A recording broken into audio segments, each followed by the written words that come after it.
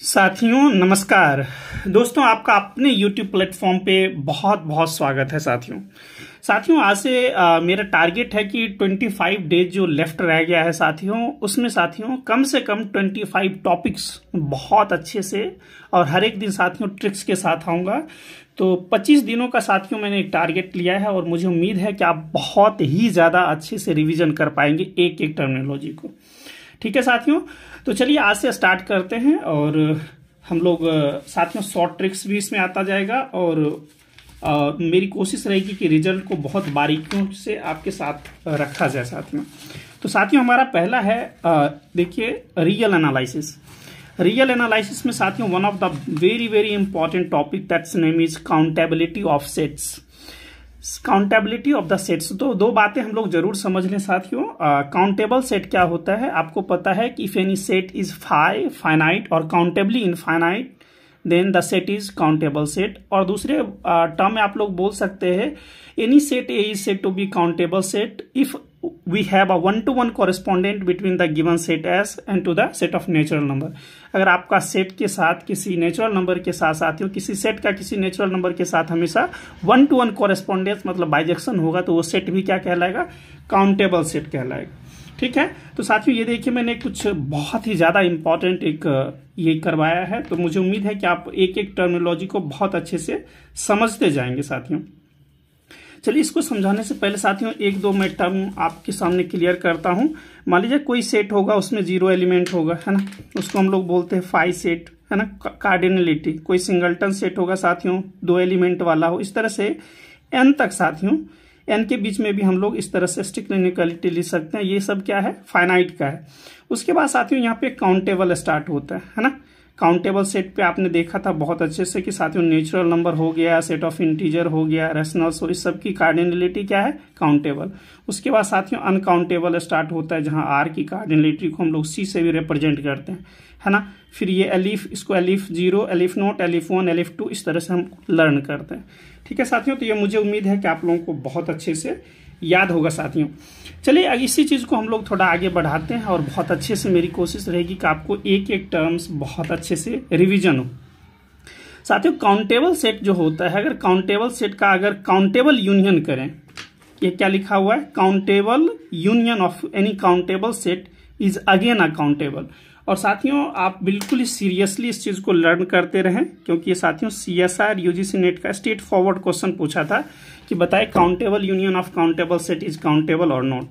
ठीक है, तो एक साथियों ये हो गया, इसको जरूर याद रखिएगा। कुछ भी काउंटेबल सेट होगा इस तरह से वर्क करना है। और साथियों मैं एक दो और टर्म्स यहाँ पे आपके एक साथ क्लियर कर देता हूँ कि आप ये जो मैं लिख रहा हूँ कार्डिनलिटी बेस पे लिख रहा हूँ। क्या लिख रहा हूँ साथियों, कार्डिनलिटी बेस पे।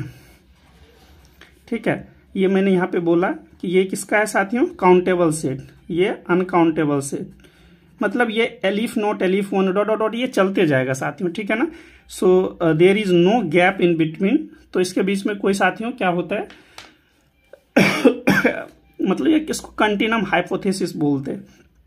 इसको साथियों काउंटेबल यानी elif naught, aleph 1, elif 2 dot dot dot हम लोग बोलते जाते हैं। और साथियों मैं कुछ रिजल्ट्स को और भी यहाँ पे साथियों में इनपुट करता हूँ जिससे आपकी क्लैरिटी काफी ज्यादा अच्छा रहे। शायद एलिफ, जैसे एलिफ है साथियों आयोटा +1, ये 2 एलिफ आयोटा होता है, इसको जरूर याद रखिएगा। और सेकेंड देखिए रिजल्ट ये तो countable union of countable set is countable साथियों। और ये भी आया था कि फाइनाइट प्रोडक्ट, ये क्या है साथियों, फाइनाइट। तो finite product of countable set is again countable साथियों। और ये भी CSIR UGC नेट का स्ट्रेट फॉरवर्ड साथियों पार्ट C का क्वेश्चन है, इसलिए मैं बोलता हूँ साथियों बहुत ही ज्यादा इंपॉर्टेंट है। तो ये फाइनल रिवीजन साथियों आप लोग समझ लें और मैं चाहता हूं कि साथियों आप बहुत अच्छा स्कोर करें, ठीक है ना, और JRF तो जरूर फिक्स करें। ठीक है, तो एक बात याद रखें, countable union of countable set is countable, finite product of countable set is countable. अब कॉन्ट्राडिक्शन तो कभी होल्ड नहीं करेगा, आपको दिख रहा है साथियों काउंटेबल नहीं होगा, है ना। उसके बाद इधर करेंगे काउंटेबल यूनियन, है ना, countable union of any uncountable set is again uncountable, one of them is uncountable, that's why, है ना, इट शुड बी अनकाउंटेबल। साथ में थर्ड रूल है, यहां से जरूर याद रखिएगा, अल्फा और बीटा क्या है। जब मैं शॉर्ट्स बताता हूं तो इतना डेप्थ में नहीं बता पाता हूं। ये साथियों इनफाइनाइट कार्डिनल नंबर है। क्या है, इनफाइनाइट कार्डिनल नंबर। ठीक है। और आप लोगों से गुजारिश है साथियों, जो आपको अच्छा लगे कि सर थोड़ा इस टॉपिक को करवा दीजिए तो डेफिनेटली बोलिएगा और मैं जरूर करवाऊंगा। साथियों 2 कार्डिनल नंबर है अल्फा बीटा, उसका जब भी प्रोडक्ट करते हैं तो हमेशा मैक्सिमम लिया जाता है। क्या लेते हैं साथियों? मैक्सिमम। ये मैक्सिमम क्या मतलब है? मान लिया एलिफ नोट और एलिफ 1 हमने लिया तो इसका मैक्सिमम क्या होगा? एलिफ 1 होगा, ठीक है ना। तो ये बातें लिखा हुआ है कि इसका मैक्सिमम लेना है दोनों को। कई जगह पे आपको एप्लीकेशन करने के लिए आएगा, इसलिए डेफिनेटली इसको अच्छे से करें। और साथियों ये देखिए, ये फाइनाइट है और ये इनफाइनाइट। ये इनफाइनाइट कार्डिनल नंबर, ये फाइनाइट। तो इसमें साथियों इनफाइनाइट कार्डिनल नंबर में कुछ ऐड कर दे फाइनाइट, तब भी साथियों इनफाइनाइट ही रहेगा। और उसमें से कुछ सब्ट्रैक्ट करेंगे तब भी साथियों इनफाइनाइट ही होगा। मेरा यह कहना है कि अब इस चीज को समझना चाहते हैं तो मान लिया जाए आपके पास एलिफ 1 है साथियों, इसमें आपने क्या करा? 1000 ऐड कर दिया, सब्ट्रैक्ट किया, उसमें कुछ फर्क नहीं पड़ेगा, ये तब भी है ना एलिफ 1 ही रहेगा साथियों। और यहां से देखिए कुछ अगर हम लोग फाइनाइट मल्टीपल कर देते हैं लाइक दिस, है ना, तब भी साथियों ये हमारा एलिफ 1 ही रहेगा, ठीक है। और मोर ओवर ये जो चीज लिखा हुआ है कि कोई इनफाइनाइट कार्डिनल नंबर है उस पर कुछ फाइनाइट रखेंगे तो भी साथियों हमेशा ही इनफाइनाइट कार्डिनल नंबर ही देगा, ठीक है। मुझे उम्मीद है मेरी बातें आपके जहन में बहुत अच्छे से जा रही होगी। और साथियों मैं चाहता हूं कि जब भी आप लोग रिवीजन करें तो इसको चाहे तो आप स्पीड बढ़ा के आराम से रिवीजन कर लें, ठीक है। तो यहां तक हो गया साथियों, यहां तक आप लोग, मुझे नहीं लग रहा है कि आपको कुछ भी समझने में प्रॉब्लम होगा। और एक और बात जो मैंने नहीं बताया साथियों, मान लिया जाए 2 इनफाइनाइट कार्डिनल नंबर है अल्फा प्लस बीटा, तब भी आपको मैक्सिमम ही लेना है क्योंकि इसका कोई ना कोई मैक्सिमम ही एग्जिस्ट करेगा, ठीक है ना। यहाँ पे लीजिएगा। और साथियों अल्फा माइनस बीटा करेंगे तब भी हमारा मैक्सिमम ही आना है, ठीक है। तो चाहे ये प्रोडक्ट रहे या फिर ये लीनियर कॉम्बिनेशन रहे तो हमेशा ही ये आएगा। तो बहुत सारी चीजें साथियों नहीं मैं बता पाता हूँ शॉर्ट्स में भी, जो मैं समझाना चाहता हूँ। और कहीं पे भी कुछ नहीं समझ में आए तो डेफिनेटली आप लोग पुटअप कीजिएगा। ये हो गया साथियों, मुझे उम्मीद है कि सारे रिजल्ट्स आपके बेहद अच्छे से क्लियर होते जा रहे होंगे यहाँ पे। और बहुत सारा क्वेश्चन आएगा जहाँ पे आपको बहुत सारे क्वेश्चन अराइज किए जाते हैं।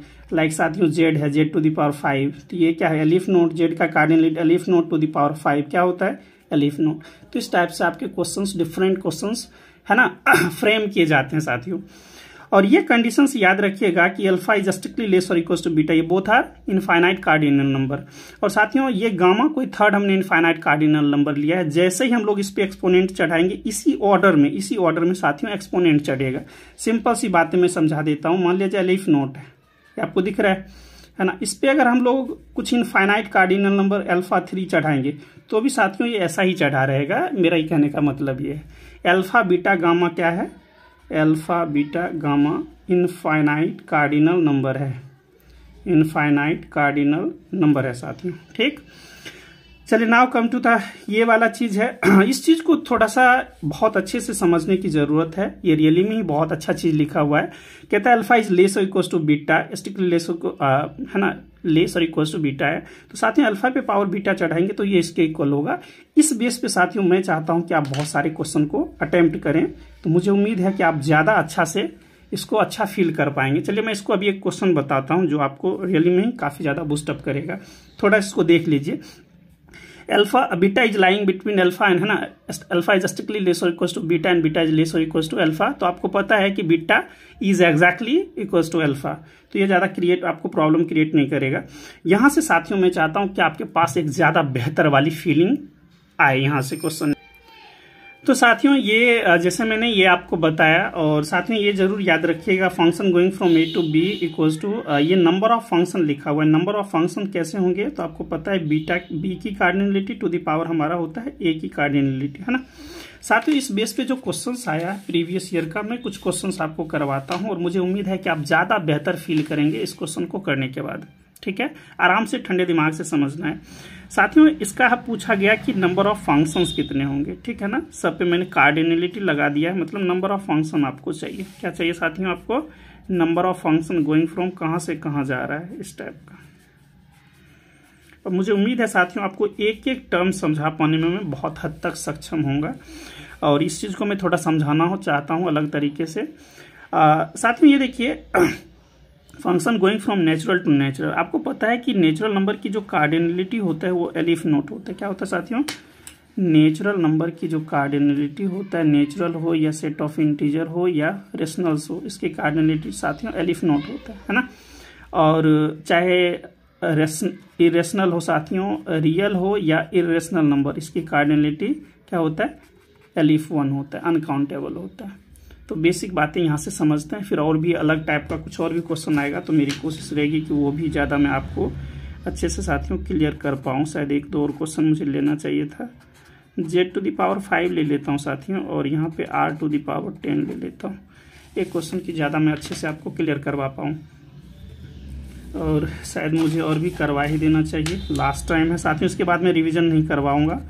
और z है, q है, रियल का कॉम्प्लीमेंट इरेशनल है, रियल है साथियों, कॉम्प्लेक्स है, और जो भी प्रोडक्ट के रूप में रहेगा उस टाइप का। चलिए पहले यहीं से समझते हैं साथियों। सेट ऑफ इंटीजर का जो कार्डिनलिटी होता है वो क्या होता है साथियों, एलिफ नोट, मतलब काउंटेबल होता है। इसको भी हम आपको पता है ये काउंटेबल है, ये भी साथियों काउंटेबल है, ये क्या अनकाउंटेबल, ये भी साथियों अनकाउंटेबल। कार्डिनलिटी लिख रहा हूँ, ठीक है ना। और ये भी साथियों एलिफ 1 है ना, रियल का होता है। तो यहाँ तक तो मुझे उम्मीद है कि आपको बहुत बेसिक बातें हैं, ज़्यादा प्रॉब्लम नहीं होगा। यहाँ से देखिए साथियों, जब भी फंक्शंस ऐसा लिखा जाएगा तो आप क्या करेंगे, बेसिकली यहाँ पे इस नेचुरल राइट हैंड साइड वाला नेचुरल टू द पावर ये रखना है, आराम से, लास्ट टाइम है समझते जाएं। ये साथियों एलिफ नोट नेचुरल का, और ऊपर वाला भी एलिफ नोट। और यहाँ पे क्या करना है, अभी देखिए ऊपर वाला रिजल्ट मैं यूज करूँगा। यहाँ पे साथियों आप लोग लिखेंगे 2 एलिफ नोट। ये जो रिजल्ट साथियों हम लोगों ने अभी लर्न करा था, इस वाला रिजल्ट को आपको यूज करना है साथियों, ये वाला रिजल्ट, ठीक है ना। तो यही मैं रिजल्ट यूज कर रहा हूँ साथियों, 2 एलिफ नोट। और यहाँ से ये साथियों हमारा बन जाता है एलिफ 1, ठीक है ना। क्या बनेगा साथियों, एलिफ 1, और ये हो गया अनकाउंटेबल, ठीक। Now come to the second one. इसमें कीजिएगा साथियों, तो मैं डायरेक्ट ही करता हूँ, natural number to the power q। तो ज़्यादा आपको प्रॉब्लम नहीं होना चाहिए। एलिफ नोट, ये भी एलिफ नोट। ये मैं इसलिए करवा रहा हूँ कि अब पेपर का टाइम नज़दीक है, एक बार बहुत अच्छा से आपका बूस्टअप हो जाए। ये साथियों ये 2 हो जाएगा इसका कार्डिनलिटी, और नेचुरल नंबर में से कुछ भी लेस करेंगे, काउंटेबल में से फाइनाइट को लेस कीजिएगा तब भी काउंटेबल ही रहेगा, तो ये काउंटेबल ही रहेगा, है ना। क्योंकि आपने लर्न करा कुछ इनफाइनाइट कार्डिनल नंबर में से फाइनाइट को लेस करते हैं तब भी ये रहता है। और ये क्या होता है, एलिफ 1, क्योंकि आपने लर्न करा था साथियों, अभी जस्ट मैंने आपको एक रिजल्ट करवाया था कि एलिफ आयोटा +1 बिकम्स 2 है ना। तो ये साथियों जरूर याद रखिएगा, बहुत ही ज़्यादा काम देगा आपको एंड मोमेंट पे, ठीक है साथियों। ये हो गया। नाउ कम टू दिस, इस पे आएंगे साथियों, इसका कार्डिनलिटी क्या होता है, एलिफ 1, इसका एलिफ 1। तो जब आप करेंगे तो क्या बनेगा, aleph 1 to the power aleph 1। अब थोड़ा सावधानी के साथ काम करना जरूरी है। आपको पता है कि एलिफ 1 जो साथियों बनता है वो 2 ये बनता है ना, क्योंकि ये क्या है, बेसिकली ये है हमारा। तो साथियों ये जो हमारा बेस है इसको हम लिख सकते हैं 2 दिस, इसको, है ना। और ये है हमारे पास, can I write 2 this into this. और ये क्या लिखेंगे, 2 इसका मैक्सिमम, क्या लिखेंगे साथियों, मैक्सिमम। तो मैक्सिमम क्या हो गया, एलिफ 1, और ये क्या बनेगा, एलिफ 2। ऐसा क्यों, क्योंकि आपने ये लर्न करा है ये रिजल्ट। तो ये साथियों बहुत ही जगह पे बहुत ही ज़्यादा यूज होने वाला है, इसलिए साथियों इसको ज़रूर याद रखें, ठीक है। बहुत ही ज़्यादा आपको हेल्प करेगा पेपर में, ठीक है। और साथियों इस टाइप का क्वेश्चंस देखिए, जैसे ये बोल दिया कि ये क्या है साथियों, सर्कल का कलेक्शन है, जिसमें ये क्या है हमारे पास ए और बी सेंटर सरकमफेरेंस पे कोई पॉइंट है हमारे पास, आर्बिट्रेरी पॉइंट जैसे एक्स वाई आप लेते हैं, और आर साथियों रेडियस है।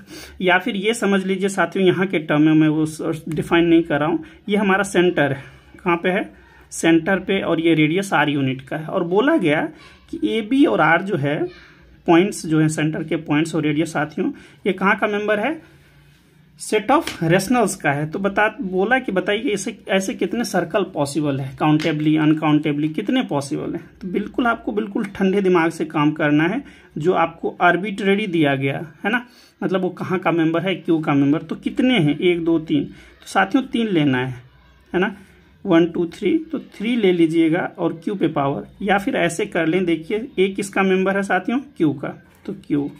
आर बी किसका मेंबर है, क्यू। आर किसका मेंबर है, क्यू। कुछ और भी हो सकता था, जेड क्यू आर भी लिखने का हो सकता था तो लिख सकता था। ये साथियों क्यू टू द पावर 3 बन गया, और ये क्यू पे पावर कुछ भी अभी आपने लर्न करा कि alpha to the power N becomes alpha, है ना, सो कैन आई राइट, तो इसको हम लोग ये लिखेंगे। ठीक, तो ये आ गया साथियों। ये क्या है हमारे पास, ये मतलब आप चाहते तो ऐसा रख के आप बनाते, ऐसा ही करते, तो ये साथियों एलिफ नोट मतलब काउंटेबल है। ठीक है ना। अब यहाँ देखिए बोथ आर काउंटेबल, तो वही चीज लगाना है साथियों। क्या बन जाना है, क्यू पे पावर 2, इसका कार्डिनलिटी लिखना है। मैं डायरेक्ट कर रहा हूँ कि आपको ज़्यादा अच्छे तरीके से समझ में आ जाए साथियों। ये देखिए यहाँ से थोड़ा क्वेश्चंस को मैंने थोड़ा स्टैंडर्ड ऊपर किया है कि आप ज़्यादा अच्छे से समझें साथियों। यहाँ से मेनली ये देखना होता है आपको, ये क्या है, पॉलिनोमियल रिंग है, और पॉलिनोमियल रिंग का फील्ड क्या है, आर, मतलब कोफिशिएंट कहाँ से आएगा साथियों, आर से। ए भी आर का मेंबर, बी भी आर का मेंबर, मतलब ए और बी दो चॉइस है, दो है ना, तो आर पे पावर आप 2 कीजिएगा, उसका आपको कार्डिनलिटी चाहिए। तो आर का कार्डिनलिटी, अच्छा एक चीज़ और मैं लिखना नहीं भूला साथियों, एक चीज़ और लिख लीजिएगा। मान लीजिए कोई आपके पास सेट है, उस पर पावर एन है, तो ये हमेशा इक्वल होता है। ये आपने सेट थ्योरी में 11th में ही पढ़ा होगा, अगर जेई वगैरह का आपको अच्छा से याद होगा तो यहाँ पे है ना धड़ल्ले से यूज होता है ये सारी बातें। तो साथियों इसको क्या करेंगे, इस पे पावर 2, और ये एलिफ 1 होता है अनकाउंटेबल, और किसी इनफाइनाइट कार्डिनल नंबर के ऊपर फाइनाइट रखते हैं तो हमेशा इनफाइनाइट कार्डिनल नंबर आता है। ठीक है। और इसमें देखिए ये क्या है, ये कहाँ से आया, कोफिशिएंट सेट ऑफ इंटीजर से। सेट ऑफ इंटीजर क्या होता है, काउंटेबल। तो साथियों ए भी काउंटेबल, बी भी काउंटेबल, सी भी काउंटेबल, मतलब काउंटेबल पे पावर 3 ये रखना है। तो इसको आप ऐसे लिख सकते हैं, काउंट, है ना, एलिफ आपने लर्न करा, aleph to the power N कुछ भी रहेगा तो ऐसा बनना है फाइनाइट। तो साथियों हमारा काउंटेबल। क्वेश्चन आपको ऐसा नहीं पूछा जाएगा, ऐसा ये पूछेगा आपको काउंटेबल है कि क्या है, तो ऐसे आपको रखना है। साथियों यहाँ से देखिए ये सब CSR का क्वेश्चन रखा हुआ है, कहता है आई बिलोंग्स टू एन और 2 पे पावर आई, मतलब क्या लिखा हुआ है साथियों, देखिए नेचुरल नंबर ज़्यादा से ज़्यादा अनकाउंटेबल होगा, ये क्या लिखा हुआ है। तो ये मेन चीज़ को समझने की कोशिश करना है कि ये क्या है। ये साथियों काउंटेबल है, और 2 पे पावर आई, जरा इसको समझने की कोशिश करते हैं कि मान लीजिए 2 पे पावर 1 हमने रखा है ना, 2 पे पावर 2 रखा, 2 पे पावर 3 रखा, डॉट डॉट डॉट करते जा रहे हैं। अब 2 कहाँ तक जाएगा, 2 पे पावर n तक जाएगा, है ना। n तो कुछ ना कुछ फाइनाइट पे जाके टर्मिनेट होना है। ठीक है। अब मान लीजिए काउंटेबल ये, तो ये कितना लिखा जा रहा है, ज़्यादा से ज़्यादा अप टू काउंटेबल लिखा जा रहा है। तो यही आप याद रखना है कि काउंटेबल यूनियन ऑफ, और ये सब क्या है देखिए, ये भी काउंटेबल, ये भी काउंटेबल, ये भी काउंटेबल, ये भी काउंटेबल, और आपने क्या करा, काउंटेबली टाइम इसको यूनियन करा है। तो countable union of countable set is countable. तो देखिए साथियों जो हमने पहला रिजल्ट यूज करा था ये वाला, इसका कितने ब्यूटीफुली तरीके से उन्होंने यूज किया। ठीक है। तो साथियों अगर मेरी मेहनत से आपको रियली में कुछ अच्छा मिले और कुछ लगे कि नहीं सर आपने really up to the mark काम किया है, तो साथियों अपने सर्कल में जरूर इसको डालिएगा कि उन लोगों को भी बेनिफिट मिले। ठीक है। ये मैंने क्या यूज किया है, देखिए ये भी काउंटेबल, ये भी काउंटेबल, ये कार्डिनलिटी लिखा गया है। ठीक है। कोई सेट है जिसका कार्डिनलिटी ये लिखा है मैंने। ठीक है। ये मत बोलिएगा कि सर आप 2 क्या रिप्रेजेंट कर रहा है, यहाँ पे कोई नंबर नहीं है, कार्डिनलिटी है साथियों, क्योंकि काउंटेबिलिटी वगैरह यूज करेंगे तो सेट के ऊपर यूज करेंगे, तो ये लिखा हुआ है। और फिक्स कर दिया जाए 2 पे पावर आयोटा को अगर फिक्स कर दें तो और भी अच्छा हो। मान लीजिए कोई ऐसा सेट है जिसके पास 2 ही एलिमेंट है, मान लीजिए 2 ही एलिमेंट है, 2 ही एलिमेंट, तो ये क्या है, ये भी countable set, countable set, countable, और कितने टाइम आप कर रहे हैं, काउंटेबल टाइम। तो countable union of countable set is again countable. ये तो मैंने थोड़ा डिफरेंट लेके काम कराने की कोशिश करा कि आपको एक बड़ा पिक्चर दिखे। चलिए साथियों यहाँ पे देखते हैं। अभी इसको देखिए मैंने फाइनाइट तक जाके स्टॉप कर दिया है ना, अब 1 से लेके फाइनाइट। तो इसका क्या बिहेवियर है, एक ऐसा सेट होगा जिसके पास 3 एलिमेंट होगा, एक ऐसा सेट जिसके पास 9 एलिमेंट होगा, एक ऐसा सेट सॉरी साथियों मैं फाइनाइट प्रोडक्ट कर रहा हूँ, ये प्रोडक्ट है मतलब मल्टीप्लाई कर रहे हैं। बात सीधा सीधा क्या करें इसको मैं डायरेक्ट आपको बताता हूँ। 3 पे पावर 2 डॉट डॉट डॉट, यही तो हम कर रहे हैं, 3 पे पावर 10 कर रहे हैं। और साथियों सभी क्या है हमारे पास, फाइनाइट, और ये सब काउंटेबल है। So finite product of countable set is countable. चलिए कहिएगा सर हमको नहीं समझ में आया, कुछ अलग तरीके से समझाए।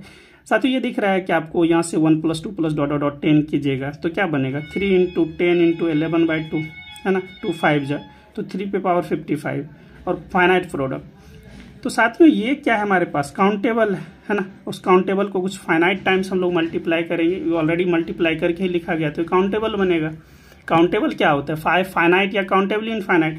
तो फाइनाइट भी तो काउंटेबल के ही अंदर आया, समझ आ रहा है कि कुछ हमारा फाइनाइट जो नंबर बना है तो फाइनाइट भी तो काउंटेबल ही है, क्योंकि काउंटेबल सेट का डेफिनेशन ही है फाइनाइट और काउंटेबली इनफाइनाइट। और ये साथियों बताना टाइम आ गया ऐसे ही। देखिए इसका क्या है, काउंटेबल उस पर पावर 5, इसका साथियों अनकाउंटेबल उस पर पावर 10, और ये भी मैंने रूल बताया आपको, है ना।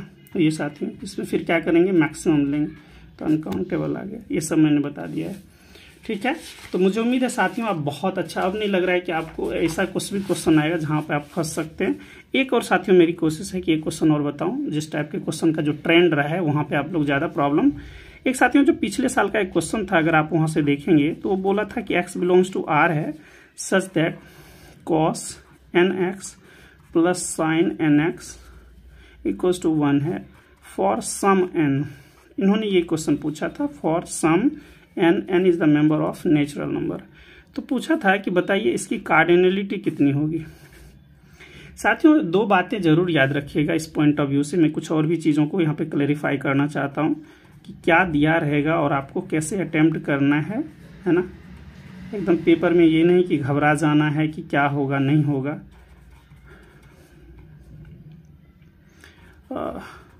इसका जो बिहेवियर है वो क्या रह सकता है, अगर मान लीजिए आप कुछ चेंज करना चाहेगा तो, और मान लीजिए एक ट्रिगो के रूल पे जा रहा है तो भी मैं बोल रहा हूँ। साथियों यहाँ पे फॉर सम, ये जो है स्टार में सम में लगा देता हूँ कि स्टार सम में लगा हुआ है, मतलब ये कंडीशंस नीचे वाला सम में है।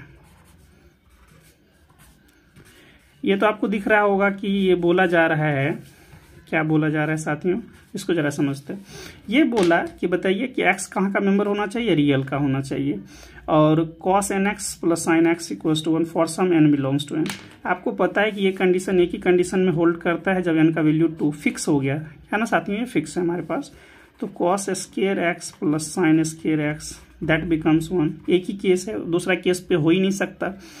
लेकिन साथियों ये जो है ना, ये वाला जो चीज है x पे कोई रिस्ट्रिक्शन नहीं है, x कुछ भी हो सकता है। cos square 1 plus sine square 1, किसी का मन है कि सर cos स्क्वायर 0.1 लिखें प्लस साइन स्क्वायर 0.1, ये तब भी होगा। किसकी का मन है cos square 2 plus sine square 2 रखें 1, तब भी 1 होगा, समझ रहे हैं। तो इसके पास साथियों कितना चॉइस है, x के पास, इस x के पास हाउ मेनी चॉइसेस।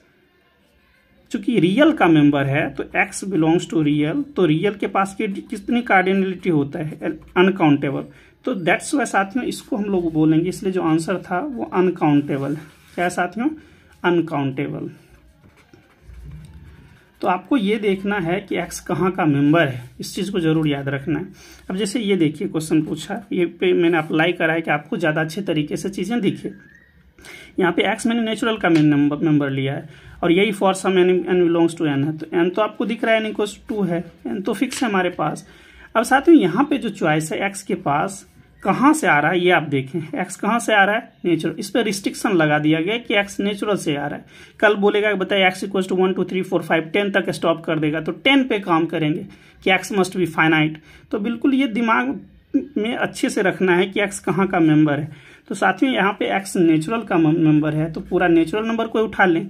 यहाँ पे क्या होगा, cos स्क्वायर 1, फिर cos स्क्वायर 1 के लिए x इक्वल्स टू 1 2 3 ऐसे आप रखेंगे, x equals to 1 2 3 dot dot dot ऐसे। यहाँ पे 0 पॉइंट वाली बातें नहीं चलेगी। तो इसकी काउंटेबल मतलब कार्डिनलिटी कितनी है, काउंटेबल। तो साथ ही यहाँ पे काउंटेबल होगा, इसलिए पेपर में थोड़ा सावधानी के साथ काम कीजिए। और ये आपको पता है n इक्वल्स 2 के लिए sec square x minus 10 square x equals to 1 होता है साथियों, और x कहाँ से आ रहा है, नेचुरल नंबर से आ रहा है। That's why this should be also countable. Same to same साथियों ये वाला है कि cosec square x minus cot square x बराबर 1 होता है साथियों, n इक्वल्स 2 के लिए फिक्स हो गया। और साथियों ये कहाँ का मेंबर है, नेचुरल का, तो ये भी हमारा काउंटेबल होगा। तो बस ये बात देखें कि कहाँ का मेंबर लिखा जा रहा है। अच्छा साथियों एक चीज़ और मैं बताना चाहता हूँ कि मान लीजिए आपको पूछ दिया कि चलो साइन थीटा इक्वल्स टू 0 है ना, और इसकी कार्डिनलिटी थीटा सच दैट लिख दिया, और थीटा के बारे में कुछ नहीं बोल रहा है कहाँ का मेंबर है। तो आप क्या लिखेंगे, थीटा कहाँ का मेंबर है। सपोज मान लीजिए थीटा के बारे में ये भी बोल दिया कि थीटा रियल का मेंबर है, तो क्या लिखेंगे। तो आपको देखिए थोड़ा सावधानी जरूरी है कि रिस्ट्रिक्शन कहाँ पे लगेगा और कहाँ पे नहीं लगेगा। ये आपको पता है कि थीटा इक्वल टू एन पाई होता है, क्या होता है साथियों, एन पाई। तो वेरिएबल क्या है हमारे पास, वेरी तो यही करेगा जिस तरह से एक्स वेरी कर रहा है, यहाँ पे एन वेरी करेगा। और यहाँ से आपको पता है कि साथियों एन का वैल्यू या तो 1 होगा, है ना, प्लस माइनस 1, मोर ओवर 0 भी हो सकता है, एन इक्वल टू 0 हो सकता है, प्लस माइनस 1 प्लस माइनस 2। इसको देखते ही आपको पता लग रहा है ये कौन सी दुनिया में जा रहा है, सेट ऑफ इंटीजर। और सेट ऑफ इंटीजर की कार्डिनलिटी कितनी होती है, काउंटेबल। तो दैट्स वाई साथियों ये जो भी बनेगा हमारा काउंटेबल सेट बनेगा, ठीक है। मुझे उम्मीद है साथियों यहाँ तक आपको एक भी ऐसा चीज़ नहीं मैंने बताया जो आपको रियली में ही ट्रबल क्रिएट करेगा। तो साथियों नेक्स्ट टॉपिक को हम लोग लेते हैं। साथियों आज का बहुत ही ज़्यादा इंपॉर्टेंट एक टॉपिक्स में लिया हूँ और कॉम्प्लेक्स में साथियों वो है Cauchy integral theorem. Cauchy integral theorem क्या कहता है साथियों, इसको हम लोग समझते हैं और इसके बेस पे क्वेश्चन करते हैं, क्योंकि साथियों हम लोगों ने कॉची इंटीग्रल थ्योरम को बिल्कुल ही नहीं किया है। साथियों मैं ज़्यादा डेप्थ में नहीं लेके जा रहा हूँ आपको, कहीं पे मैंने शायद बहुत अच्छा से लिखा होगा।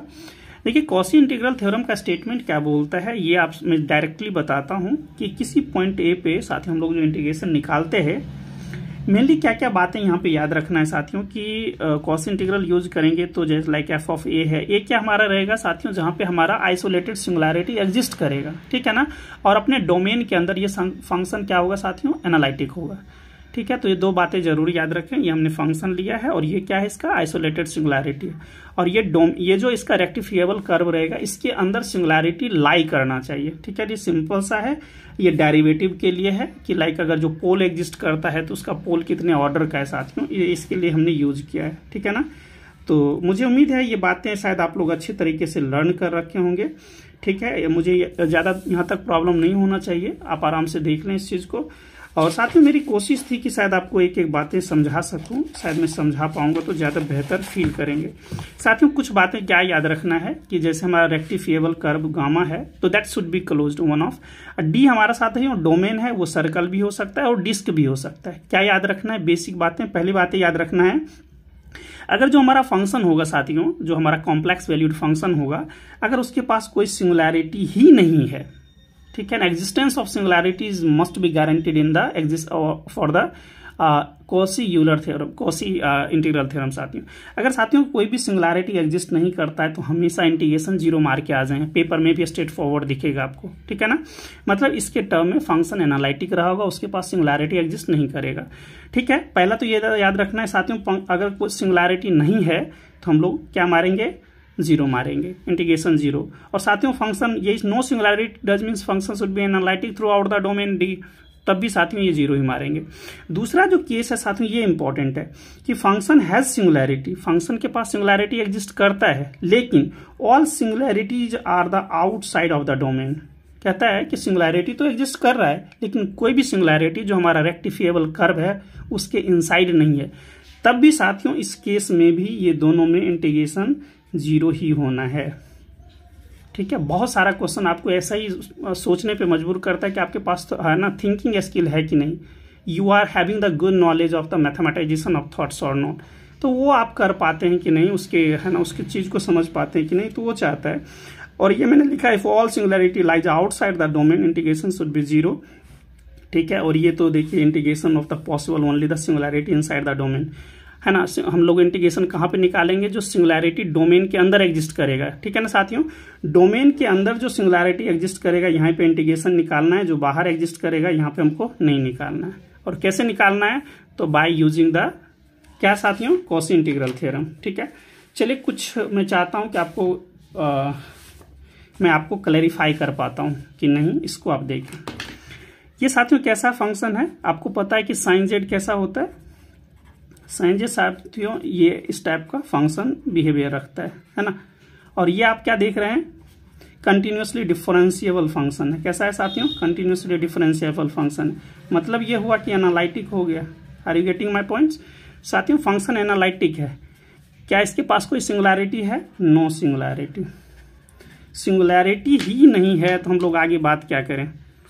तो साथियों इंटीग्रेशन मस्ट बी 100% 0, देख रहे हैं।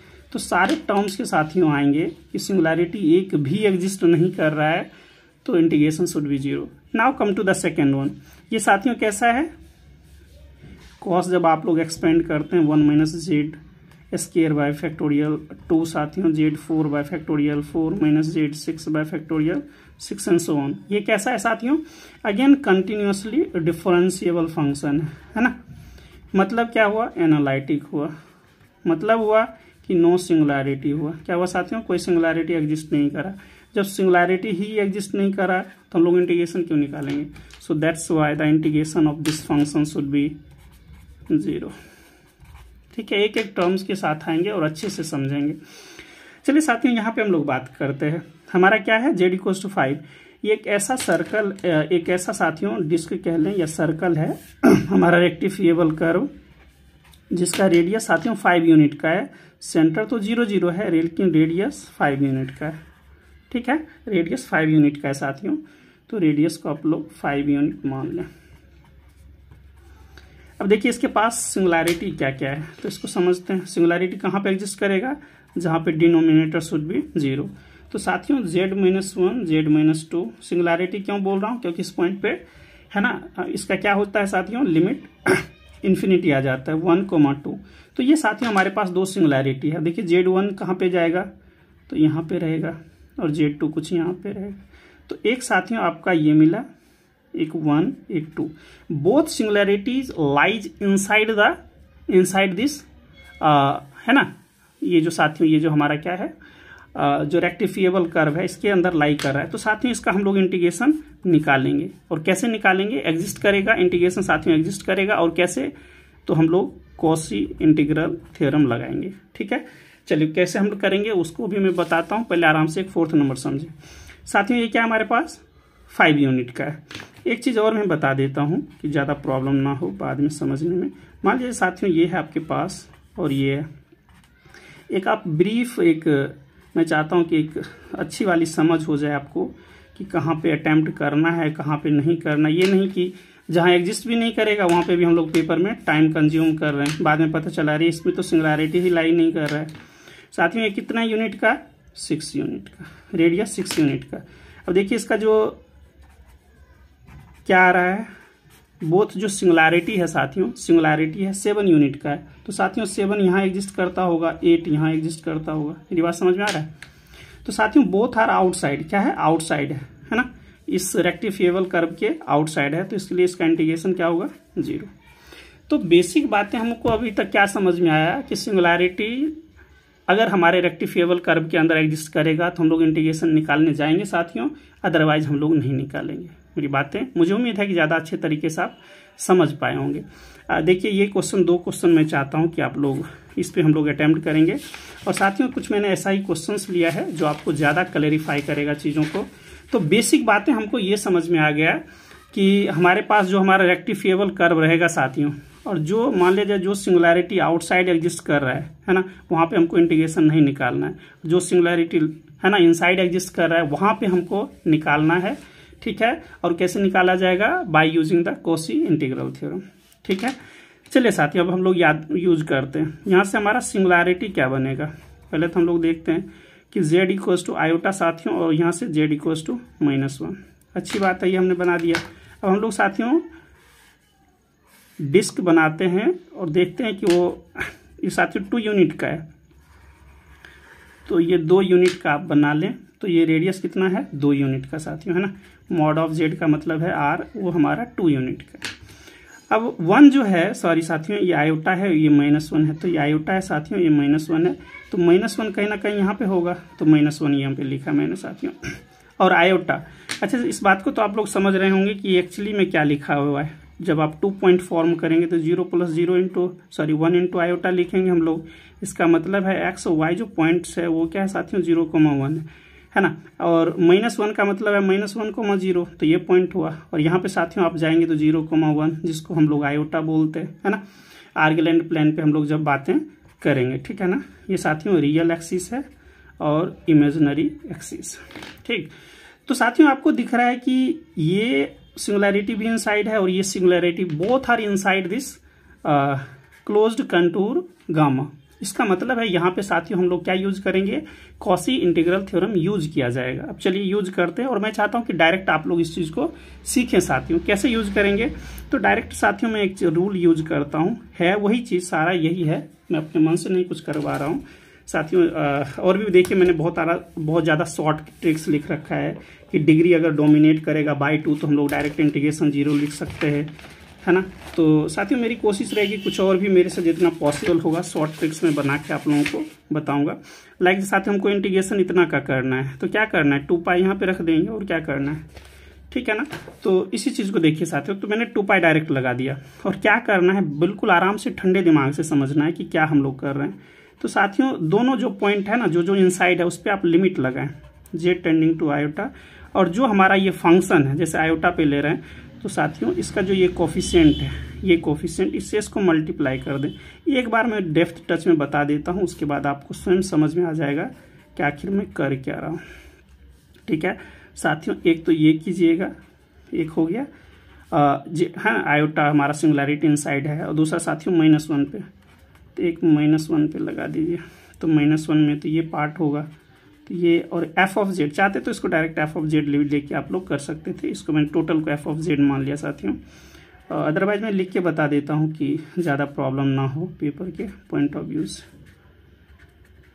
और आपसे काइंड रिक्वेस्ट है कि अभी ना बिल्कुल क्लैरिटी के साथ जिस चीज़ को भी लर्न करें बिल्कुल फुलफिल करके लर्न करें कि बिल्कुल अच्छे से समझ में आ जाए, कोई भी जिग जैग ना रहे। चलिए साथियों हम लोग कुछ करते हैं, कुछ चीज़ें आपको डायरेक्ट समझ में आ रहा होगा कि इसके पीछे का लॉजिक क्या था।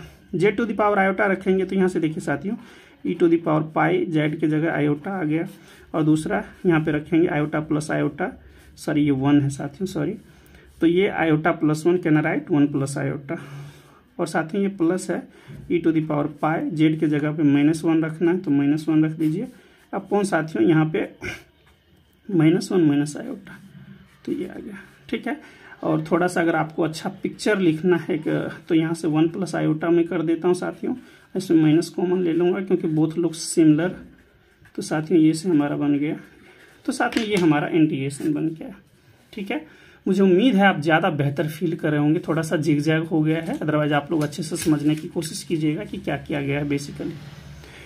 अब साथियों ये वाला जो चीज़ है देखिए z = 1/5, इसमें तो बहुत सारा चीज़ आपको एक ही लाइन में दिखने वाला है।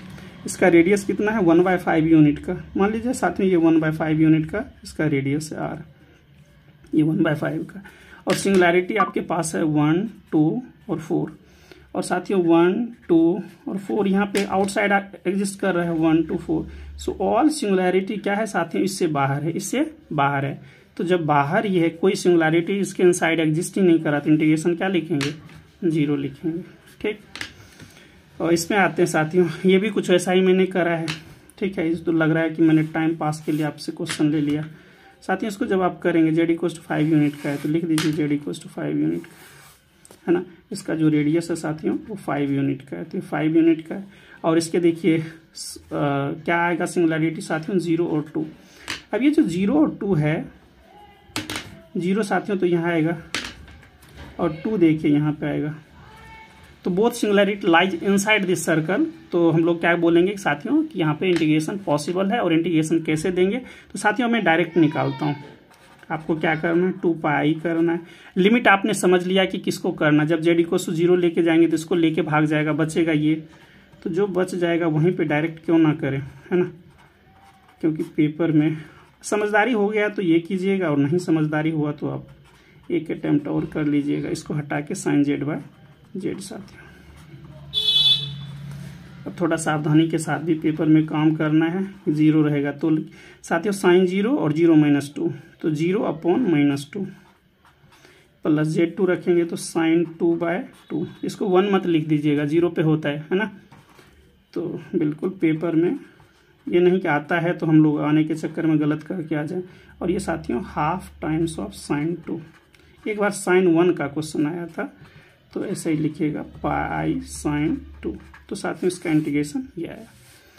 मुझे उम्मीद है साथियों मैं अपनी बातें आप तक रखने में बहुत हद तक सक्षम हुआ हूँगा कि कॉशी इंटीग्रल क्या है बेसिकली, और कॉशी इंटीग्रल कहाँ पे एग्जिस्ट करेगा साथियों, कहाँ पे इंटीग्रेशन 0 देगा और कहाँ पे इंटीग्रेशन 0 नहीं देगा साथियों। तो इस बात को जरूर याद रखिएगा कि हमेशा याद रखना है कि डिनोमिनेटर को इक्वल टू 0 करके आपको चेक करना है कि ये एग्जिस्ट करता भी है कि नहीं, ठीक है ना।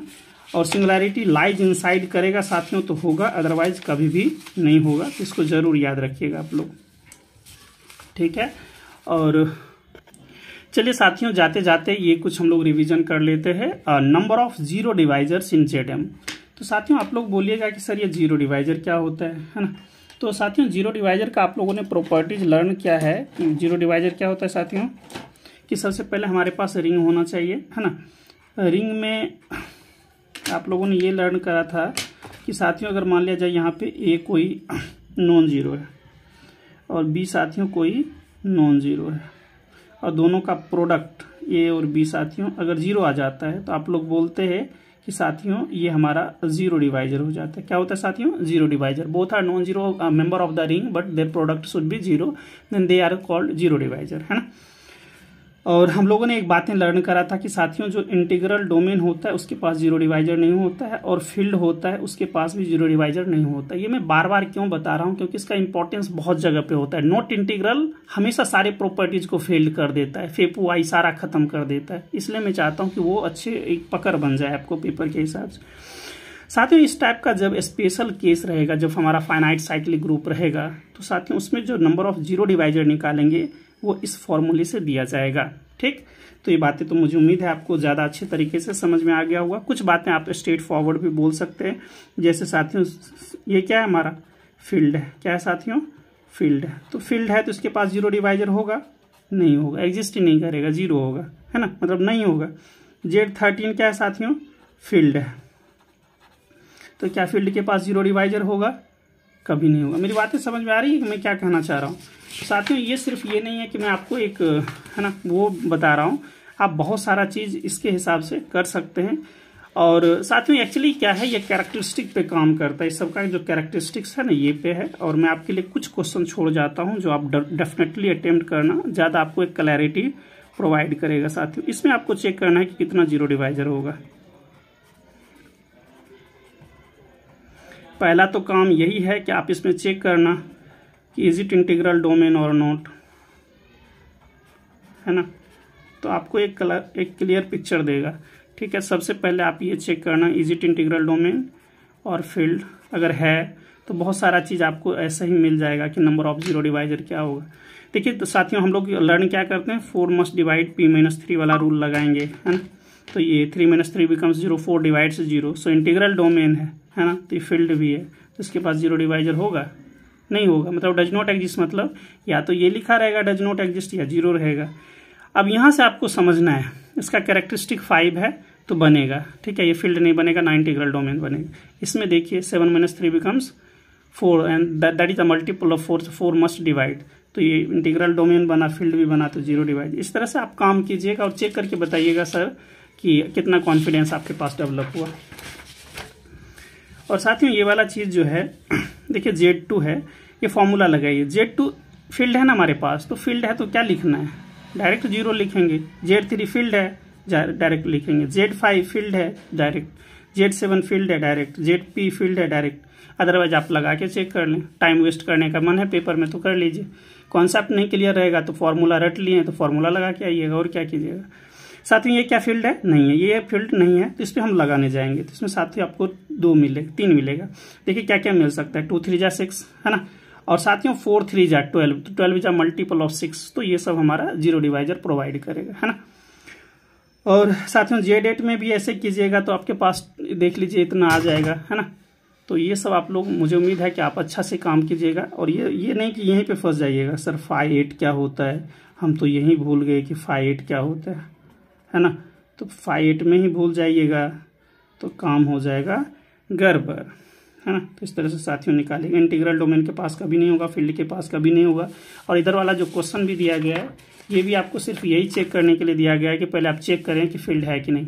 फील्ड और इंटीग्रल डोमेन कह पाने में सक्षम है तो डायरेक्ट फॉर्मूला लगा दीजिएगा, और नहीं कह पाने में सक्षम है तो फिर प्रॉब्लम क्रिएट होगा, ठीक है। और साथियों एक थोड़ा सा जाते जाते मैं एक चीज़ बोल जाता हूँ कि आज का क्लास एंड करने से पहले लीनियर अलजेब्रा में साथियों मैं इनर प्रोडक्ट स्पेस लाना चाहता हूँ। जो काफ़ी ज़्यादा इम्पॉर्टेंट है। तो वहाँ पे आप लोग ज़रूर अच्छा करने की कोशिश कीजिएगा, क्योंकि पेपर का जो ट्रेंड है वो वहीं से ही आता है, ठीक है ना। तो 2 बातें जो मैं नहीं करवा पाया उसको ज़रूर याद रखिएगा कि जैसे सिमेट्रिक मैट्रिक्स होता है ना साथियों, डायमेंशन ऑफ सिमेट्रिक मैट्रिक्स जो होता है वो हमेशा, अगर हमारे पास कोई मैट्रिक्स n क्रॉस n का है तो हमेशा सिग्मा n याद रखिएगा, n इंटू n प्लस 1/2। ये 2 दिन से मैं क्यों बता रहा हूँ, क्योंकि CSIR नेट में आ रखा है क्वेश्चन, और 2 बार कंजिकेटिव आया था लेकिन बीच में स्टॉप कर रखा है, तो हो सकता है इस बार आ जाए।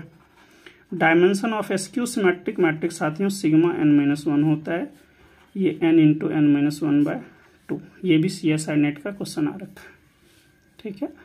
तो साथियों आज का क्लास एंड करते हैं, जहाँ पे मैंने बताने की कोशिश करा कि मॉडर्न साथियों कॉम्प्लेक्स और रियल के कुछ इंपॉर्टेंट टर्म्स को मैंने लेके आया। अगले क्लास में हम लोग साथियों नेक्स्ट स्विच करेंगे बहुत ही अच्छे प्रॉपर्टीज के साथ, और मुझे उम्मीद है आप ज़्यादा बेहतर फील करेंगे जो हम लोग आगे बढ़ेंगे। साथियों इन्हीं चंद शब्दों के साथ आज मैं अपना वीडियो एंड करता हूँ। मिलेंगे साथियों कुछ नेक्स्ट वीडियोज में कुछ भी जानदार धमाकेदार चीज़ों के साथ, और मेरी कोशिश रहेगी कुछ क्वेश्चन सेट को भी ऐसे लाऊं जो आपके एक एक कॉन्सेप्ट को बहुत अच्छे से क्लियर करे। थैंक यू सो मच साथियों फॉर वॉचिंग, एंड इतना साथियों हमको मोटिवेट रखने के लिए थैंक यू सो मच।